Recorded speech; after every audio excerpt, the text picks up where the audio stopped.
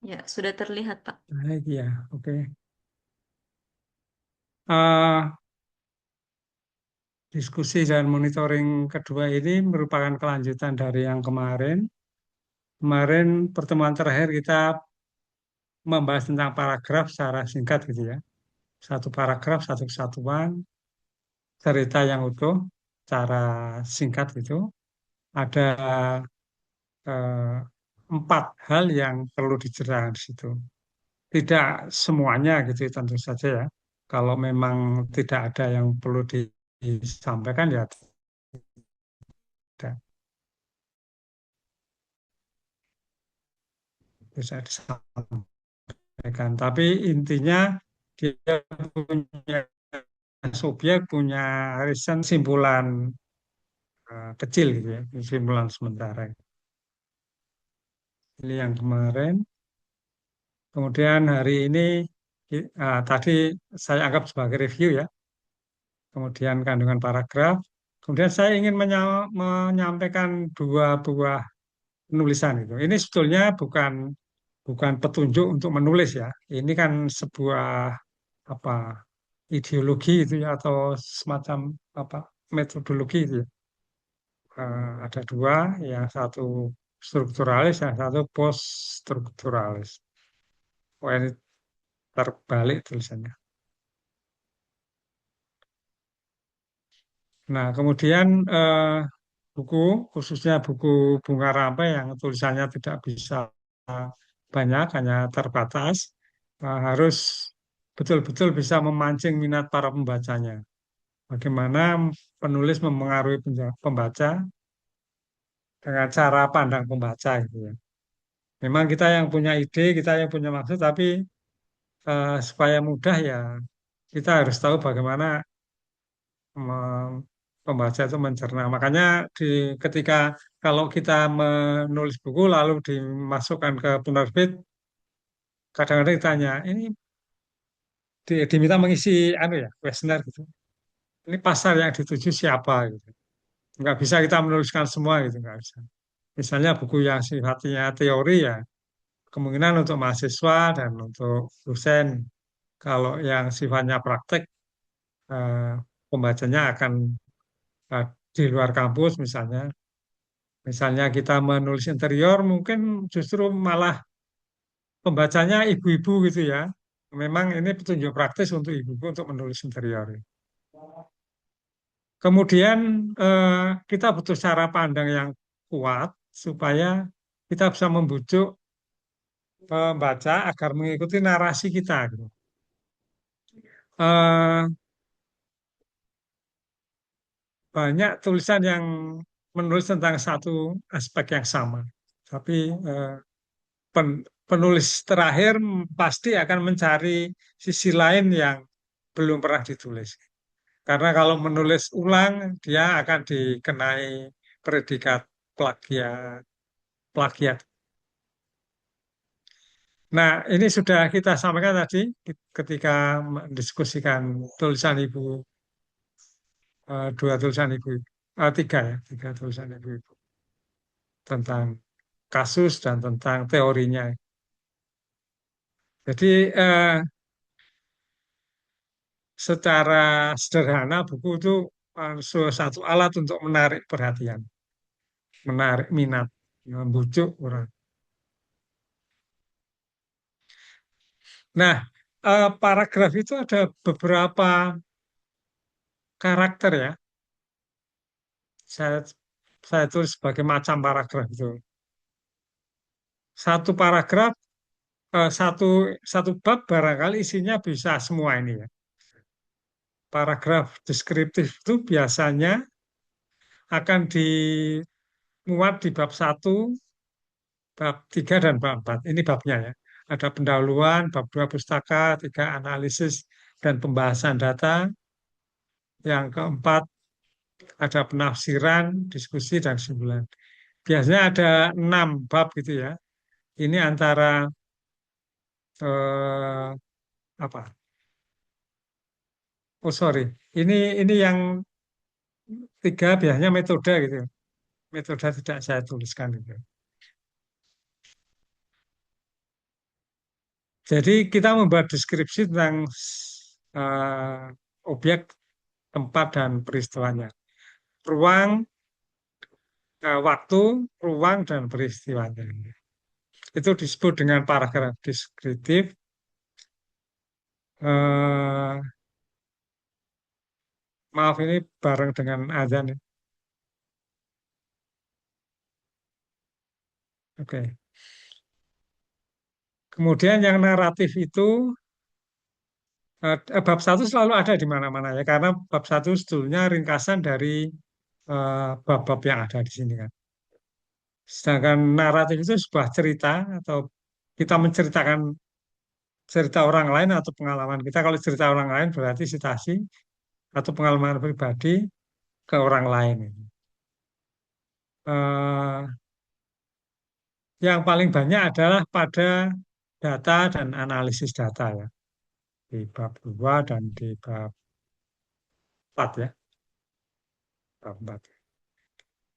Jadi apa sih sebetulnya apa sudut pandang itu keluarnya di sini, dinarasikan di sini. Kemudian paragraf berikutnya adalah ekspositoris, penjelasan atau informasi tentang topik tertentu. Nah, ini yang biasanya dimuat di bab 3 di analisis data gitu, kita bahas habis-habis gitu sebenarnya apa sih yang ingin kita sampaikan gitu. Tentang misalnya kandang babi, apanya yang ingin kita sampaikan gitu ya. Bukan bukan tentang dimensi, bukan tentang model yang modern dan tradisional, tapi tentang bagaimana kandang itu ya kandang yang baik itu untuk eh, ternaknya sendiri dan untuk pengelolanya. Paragraf berikutnya adalah paragraf argumentatif, yaitu eh, argumen kita tentang sesuatu yang disertai dengan bukti itu. Tadi di paragraf secara umum ada ya, ada eviden gitu. Nah, ini di sini. Nah, dibahas di bab 4 habis-habisan itu yang disebut dengan apa? eh, Meruang di atas air itu begini, begini, begini gitu ya. Ada beberapa banyak tipe yang saya bahas, salah satunya seperti ini dan seterusnya. Nah, ini yang kayaknya di dalam sebuah tulisan untuk buku menjadi hal yang penting supaya khususnya di bab 1 ya, orang membaca buku kalau di pendahuluan itu senang dia akan membuka halaman berikutnya. Tapi kalau pendahuluannya sudah bikin apa nggak suka gitu, bikin bosen, ya udah cari buku yang lain. Ya. Jadi pada prinsipnya semuanya adalah satu paragraf, tapi bisa dikelompokkan untuk apa? Untuk kebutuhan apa kita membuat. Nah, ini sudah saya singgung sedikit. Eh, Di sini saya ingin memberi contohnya. Misalnya deskripsi tentang objek, tempat, dan peristiwa. Pendirian bangunan bangunan masih amat terikat dengan kondisi lahan yang sempit, udara yang dingin, lembab gunungan, dan ada tradisi yang kini tengah mengalami perkembangan arah modernitas. Jadi saya bercerita tentang tongkonan di lingkungan yang lainnya. Di Toraja kan tidak ada lapangan yang luas ya karena membuat tanah datar itu susahnya bukan main, harus menghancurkan batu dan caranya dibakar gitu. Jadi bertahun-tahun hanya mendapatkan lahan yang sedikit. Jadi sawah di sana mahal karena susah membuatnya. Halaman juga begitu. Bahkan banyak tongkonan yang di bawahnya itu ada sungai di bawah air gitu, sehingga kedengaran kalau kita berada di luar. Nah, di tengah ada tradisi tapi yang bukan yang dulu gitu, yang sudah berubah ke arah modern. Jadi misalnya ada yang menggunakan atapnya pakai seng dan sebagainya. Nah, ini kita bercerita. Nah, kemudian ini juga cerita tetapi tentang sesuatu yang ada sumbernya gitu ya, apakah sumbernya kita atau orang lain.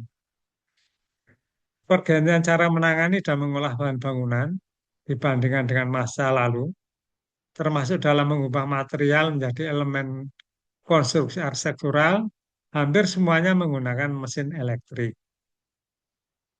Kalau dikaitkan dengan ini ya, ada perkembangan ke arah modernitas, ini mestinya I. Nah, semuanya digunakan dengan alat-alat mesin, bukan manual lagi. Nah, ini bisa saja kita melihat lalu menuliskan ini, gitu. Atau orang bercerita lalu kita tuliskan. Yang ekspositoris, contohnya teknik baru yang lebih modern dalam menatah dan mengukir kayu diawali saat perjumpaan masyarakat setempat dengan para ahli ukir dari Bali yang didatangkan untuk membantu mengerjakan tongkonan. Jadi dulu ada cerita, sebetulnya orang Toraja itu tidak memahat, tapi menggoreskan pisau gitu ya. Nah, lalu datang orang Bali yang biasa memahat dengan tatah, gitu kalau bahasa Jawanya.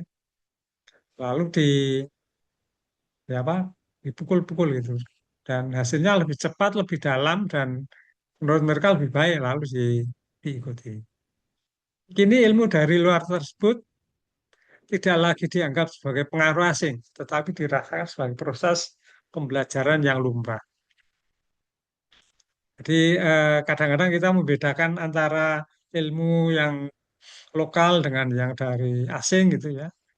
Nah, tapi juga keduanya kadang-kadang itu berapa menyatu dengan caranya sendiri yang saling mengaruhi dan saling memberi kebaikan gitu ya.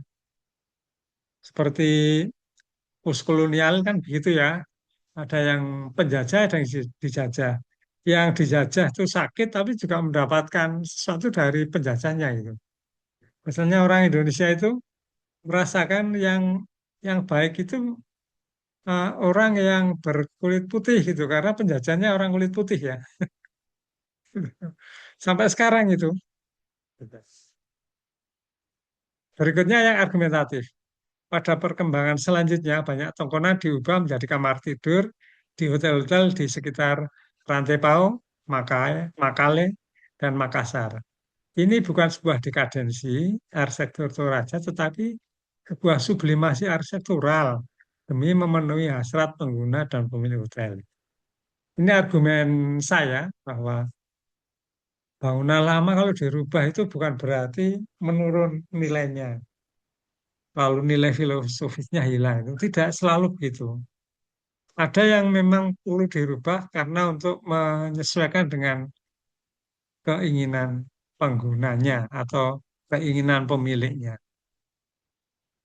Jadi ini khususnya kalau membahas arsitektur tradisional, ada beberapa ahli yang bilang dilarang merubah. Ya apa adanya seperti itu. Kalau memang tidak cocok ya jangan dipakai. Gitu. Begitu apa tegas menyatakan itu. Tapi juga ada yang ya, kalau nggak boleh berubah nggak bisa dipakai dong. Ya kita rubahlah dikit-dikit. Akhirnya ya banyak yang dirubah. Yang terakhir tentang paragraf persuasif. Misalnya ini, masihkah terpaku pada masa lalu yang penuh nostalgia? Sementara arsitektur tongkonan justru melakukan sublimasi dekonstruksi demi memahami akan kebutuhan energi baru dan perubahan zaman. Jadi fungsi-fungsi baru itu kan sebuah energi baru yang bisa melestarikan tongkonan ya karena untuk hotel, untuk macam-macam. Salah satunya. Ya. Tapi ada juga yang tidak dirubah menjadi museum dan sebagainya. Nah ini apa? Semua kita bagi berdasarkan karakter-karakter kalimatnya. Nah, kemudian saya ingin menceritakan ini. Eh, ada satu apa ya filsafat tentang strukturalisme gitu ya, yang terinspirasi oleh Strauss dan de Saussure gitu ya, memandang arsitektur itu sebagai sistem dan relasi antar elemen. Jadi fokusnya semua dikaitkan dengan bagaimana satu elemen berhubungan dengan yang lain lalu membentuk sesuatu yang lain lagi. Maka arsitektur dianggap sebagai bahasa atau sistem tanda yang diatur oleh aturan-aturan. Walaupun itu tersembunyi itu ya, tidak selalu dikatakan. Misalnya kita bicara tentang arsitektur tradisional, selalu dibuat dari kayu dengan teknologi sederhana, sederhana maksudnya teknologi masa lalu, tidak menggunakan alat penyambung dari besi, misalnya. Nah, itu cara orang strukturalis menceritakan sebuah eh, bangunan tradisional. Kalau yang bukan strukturalis yang diceritakan tidak itunya, tapi bagaimana bangunan itu kalau dilihat mencerminkan jati diri, gitu ya. Mencerminkan status sosial dan seterusnya. Jadi kalau kita mau menulis, kita harus pilih bahwa "Oh, saya itu mau menulis tentang tentang bagaimana komponen-komponen itu berfungsi, bermanfaat untuk arsitektur gitu. Di cara menulis kita dengan strukturalisme. Arsitektur sebagai sistem tanda, eh, kalau dalam bahasa Inggris, signify dan signifier gitu ya. Jadi alih-alih melihat arsitektur sebagai kumpulan tanda. Narasikan, misalnya bentuk atap. Bentuk atap yang runcing itu karena mempunyai fungsi untuk meluncurkan air hujan supaya cepat hilang. Nah, itu kan sebuah bahasa atau hukum itu ya. Nah, emangnya kenapa kalau enggak miring gitu ya, airnya enggak cepat hilang, nanti bocor bentuk atap. Susunan tiang dan pembagian ruang itu adalah penanda yang merujuk pada petanda tertentu. Misalnya kalau rumahnya orang kaya itu selalu dicat warna merah gitu, kuning gitu. Kalau rumahnya orang rakyat biasa dicat coklat gitu. Arsitektur Cina kan gitu ya. Nah itu bercerita warna sebagai petanda. Kemudian struktural selalu mendefinisikan dua hal sebagai sebuah tegangan itu ya. Diceritakan secara jelas gitu. Misalnya yang satu modern, yang satu tradisional, yang satu kuno, yang satu baru. Nah itu cara-cara struktural bercerita seperti itu. Tidak mungkin menceritakan bahwa eh, yang dulu bagus, yang sekarang lebih bagus gitu. Tidak akan begitu. Dulu ya ada bagusnya, yang sekarang juga ada bagusnya. Tidak menyatukan. Bekerja melalui pertentangan dua kutub antara tradisi dan modernitas, mikrokosmos dan makrokosmos. Kita kan sering ya membahas arsitektur itu wakil dari pengguna. Pengguna adalah mikrokosmos, wadahnya makrokosmos. Speso, yang makro adalah alam semesta gitu. Apakah begitu? Ya harus percaya karena dia bercerita tentang sistem, tentang tanda gitu. Itu yang terakhir materi fisik dengan logika sains gitu.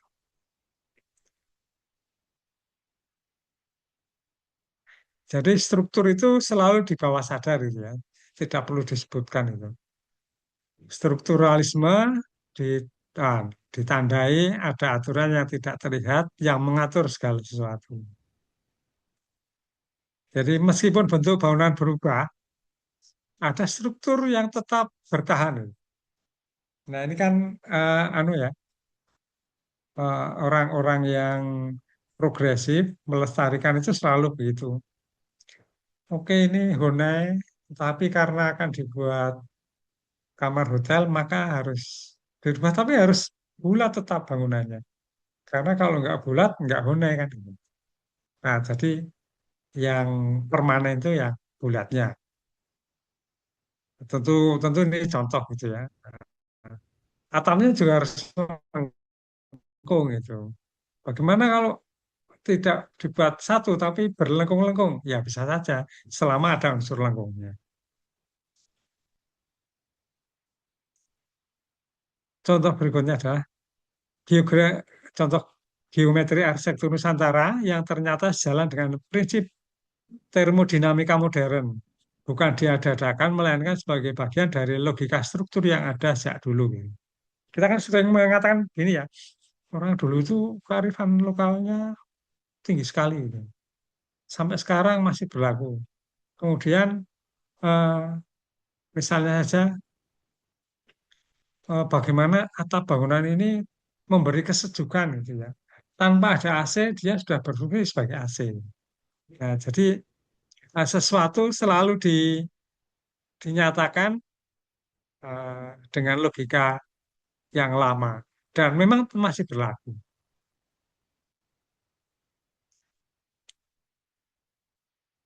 Jadi dia merupakan relasi antar bagian, kemudian makna hanya dapat dilihat secara utuh ini kurang, bukan bagian per bagian. Tidak bisa orang anu menyatakan loh ini kok pegangan pintunya seperti ini. Oh ini zaman kuno tidak bisa seperti itu. Tapi harus dilihat pintunya seperti apa, rumahnya seperti apa. Gitu. Dalam Bung Karno setiap tulisan adalah elemen pembentuk struktur pemahaman yang utuh. Kalau kita membaca satu saja nggak tahu, tapi harus membaca paling tidak judulnya semua. Jadi kalau nanti ada yang menulis sejarah, teknik, dan sebagainya itu sebenarnya satu kesatuan.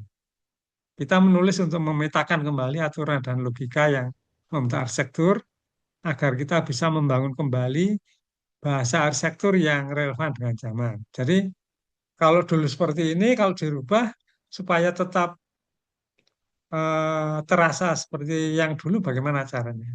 Nah itu dicari sedemikian jeli agar orang tidak pangling dengan yang lalu. Nah, maka dalam pelestarian dekonstruksi itu hampir tidak diperkenankan gitu ya, karena menghilangkan yang ada pada masa lalu.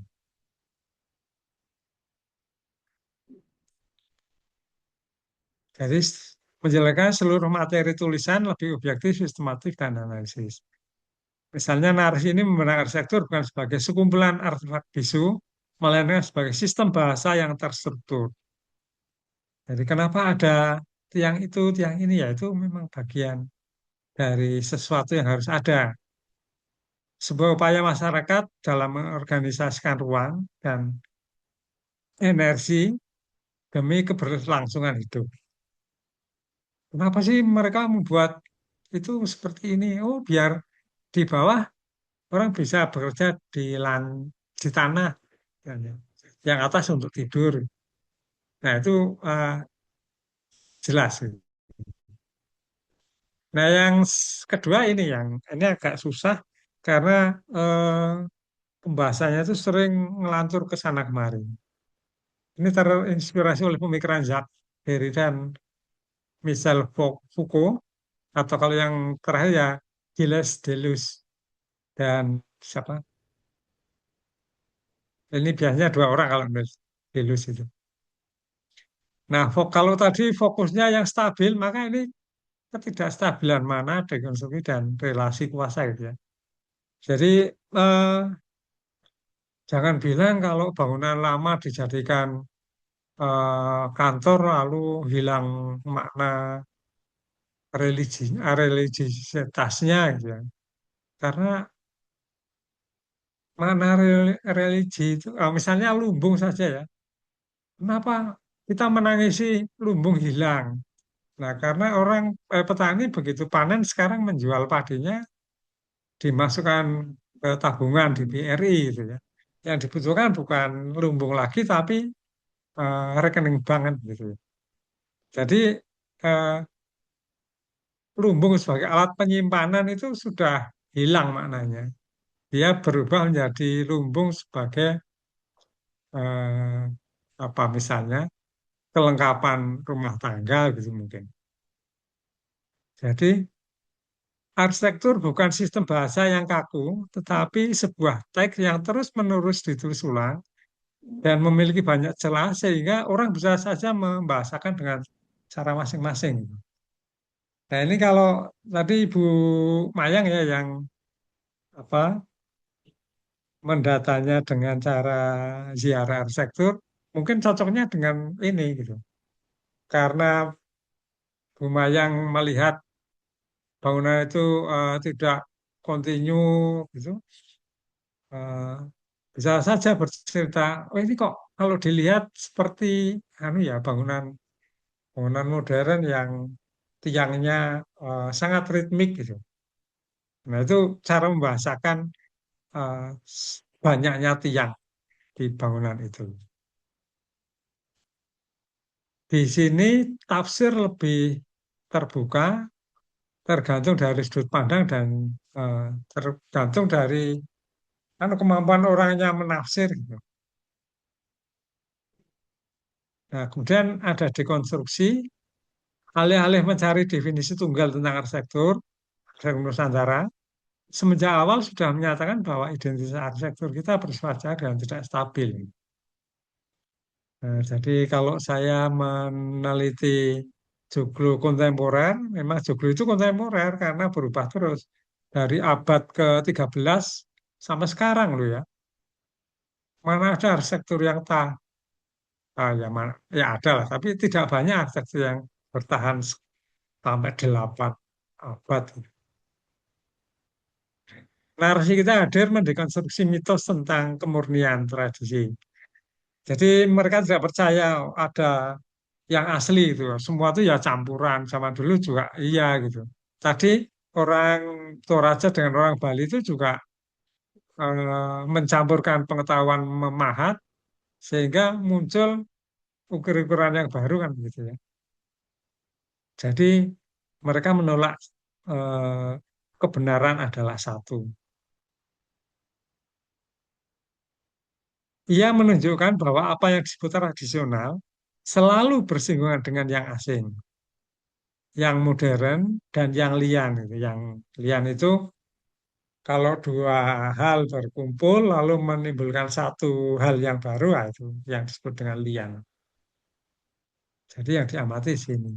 Oh ternyata rumah kaki seribu sekarang itu bisa untuk aktivitas macam-macam gitu, untuk tidak gelap lagi, kemudian apa bisa untuk sepanjang hari di dalamnya dan sebagainya. Ya, jadi menolak narasi tunggal, kemudian merayakan keberagaman yang acak, kadang tidak jelas gitu. Kadang orang tidak percaya kita menulis seperti itu, walaupun kita sangat yakin. Narasi tidak bertujuan memberi satu kesimpulan. Eh, Semaunya sendiri seolah-olah gitu ya. Tapi memang yang saya lihat dan saya pahami seperti itu gitu.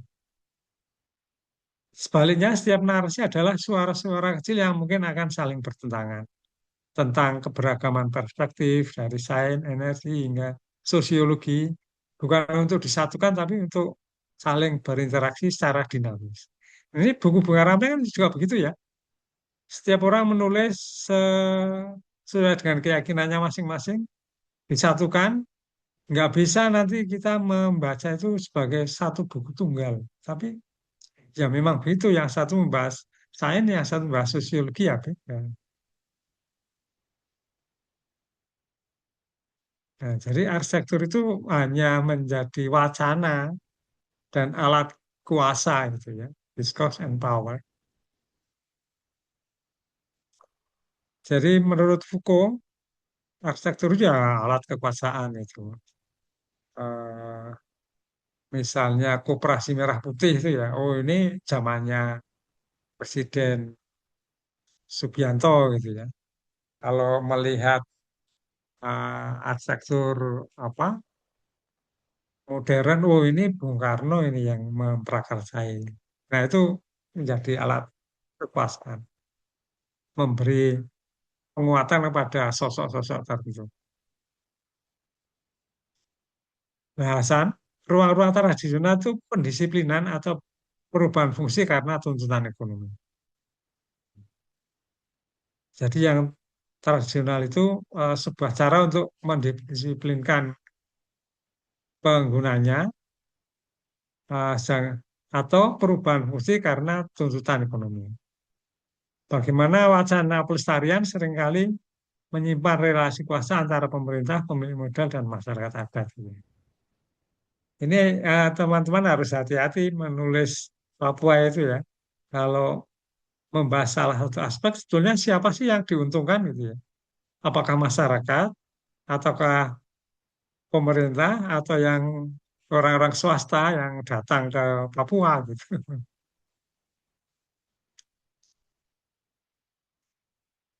Mencari celah paradok perubahan makna menjadi yang terjadi dalam bangunan. Jadi fokusnya adalah perubahan atau kestabilan.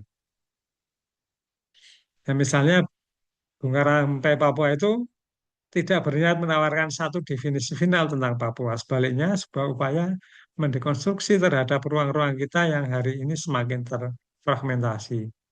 Loh, meruang kok di atas air gitu kan? Tanyaan besar itu. Oh iya, karena tidak semua orang meruang di atas tanah. Gitu. Di sini arsitektur Papua tidak lagi dipandang sebagai artefak beku, melainkan sebagai teks yang terbuka, yang terus-menerus ditulis ulang melalui cara-cara yang dalam tanda petik liar gitu ya, antara memori kolektif dan pragmatisme zaman yang mungkin individualistik ya. Nah ini nanti Ibu Ibu Tami dan Bu Mayang eh, ya harus berlonggar hati itu ya. Ini tulisan kok ke utara, ke selatan, ke timur, ke barat ya. Ya namanya buku Bunga Rawe memang begitu. Nah ini apa? Lebih lanjut, secara intertekstualis merelasikan arsitektur dengan teks lain, ada ketidakstabilan makna dan ada fragmentasi, menghargai keberagaman.